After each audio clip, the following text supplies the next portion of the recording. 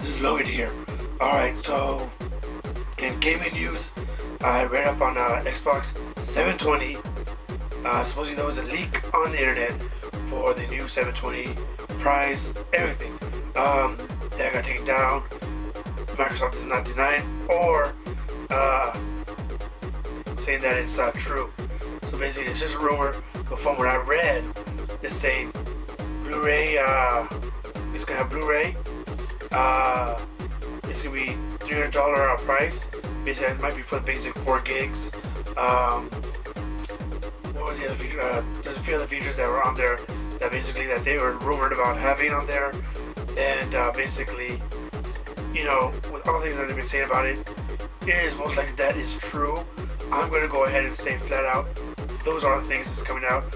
They also announced the new glasses that you can wear and have a heads-up display on your glasses while you're playing if you're playing against other players. So basically, every person will have their own HUD on their glasses that they wear, special glasses that they'll have with it. And of course, they'll come with the Connect 2 with that $300 bundle. Basically, with the Connect 2, you have 4 people playing at once on screen. We'll see if that's true or not, but I wouldn't doubt it. It's Microsoft, and I think that little leak was just see what people's reactions were and see if they were on the right track with what people wanted. PlayStation 3, of course, no news has been leaked yet, but I wouldn't be surprised to see any leaks that they'll say, oh, that's not true or whatever.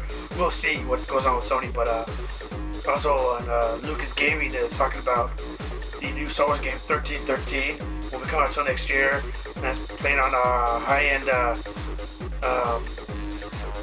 graphics card, and basically the way they're being hinted at, it's going to be for next-gen systems, which is coming out next year, and as you know, Xbox and PS3 are hitting the 6 and 7 year mark of age, and they're going, yep, it's time for a new one, and most likely they both might be coming out next year for the unveiling, but nobody's saying anything.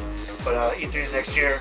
We will see what they have in store for us and what will happen in the holiday season next year. So just keep your eyes open, ears open. We'll see what and hear what will be coming out as far as Xbox 720 and the PS4. So far, we'll wait. I'll let you know if there's any specs updates for a PS4, anything is leaked. But so far, it's pretty much the exact same thing. Other gaming people says that they're making more games for the PS3. One developer let slip that this is the last game because it's the end of life for the PS3, which in gaming terms is that is it. There's no more they can do with that system. It's time to move on. Newer system might be coming out. So with those kind of leaks coming out, you gotta wonder why is everybody trying to keep quiet when everybody's letting it slip that a new system's coming out. We'll wait. We'll see. Hopefully, we'll get some good. Hopefully, they're all backwards compatible. I'm hoping. The Wii U is coming out, and it's done to everybody with the connectivity, HDMI component, basically every kind of connection you could possibly think of is shoved into the system, so it can run on anything that you want to connect it to. It says it's full high definition 1080p, but of course, it's not coming out with games like that. It's coming out with 720p, 60 frames per second. There's a catch though. With the 60 frames per second, with each controller that you add on there, the frame rate, of course, is a little bit less, on the screen. So basically, since you have a controller with the screen on it, you will not get the 60 Hz refresh rate on your screen with a TV. It will lessen, and the more controllers you add on, the less refresh rate it will have on the screen as well. And if you kind of think about it, why would Nintendo do this, and what is the point of having this screen on there if you're going to have the screen on top of the TV? As far as whether for the mini maps or other stuff that you want for your inventory for your characters. So instead of having to open up another window, you look down your controller, and there's your inventory. We'll see if that happens. We'll see what kind of things they have going on. So far, it's it looks like a big. It looks basically it's a Sega Saturn controller that got redone to fit. It's kind of it looks kind of disappointing the way it looks. It's kind of sad. We'll see what Wii can do with the new Wii system. It doesn't look that impressive right now. We'll wait and see. It says it looks like it's the Xbox 360 kind of graphics now, but slightly better. We'll wait. We'll have to see what kind of things they have going on. We'll see if it's backwards compatible. They say it is, but we'll wait and see what kind of things they'll do closer to launch. That's it for gaming. Movie news. So right now, Dread just released a trailer a few days ago. If you haven't seen it, check it out. It's a grittier, more realistic take on Judge Dredd. It's not gonna be like some of Stallone's Judge Dredd.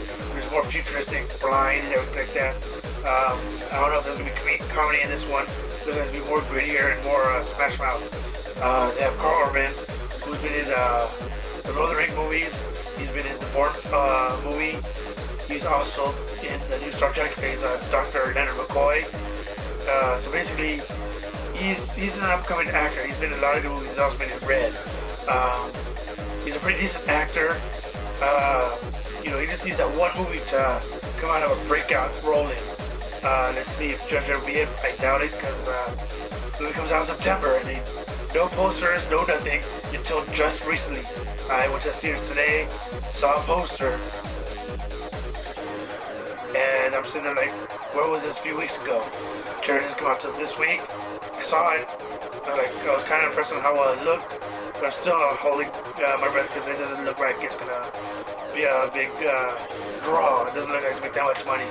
It might be one of those underground hits. Might be one of those that does very well and is way better on video. We'll wait. We'll see. Also, Cloudy with a Chance of Meatball gets a sequel. It's called Cloudy 2. Leftovers. Don't know how that's gonna be. The first one was awesome, hilarious. Kids loved it. Let's see how this one does. Not sure if it deserves a sequel.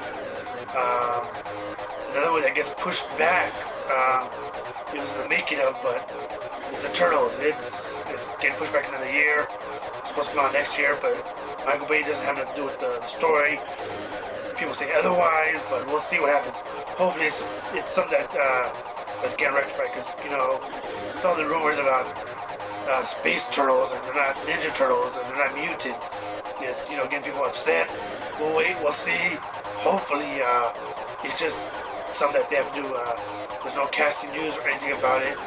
We'll wait, we'll see. I'll keep you guys posted.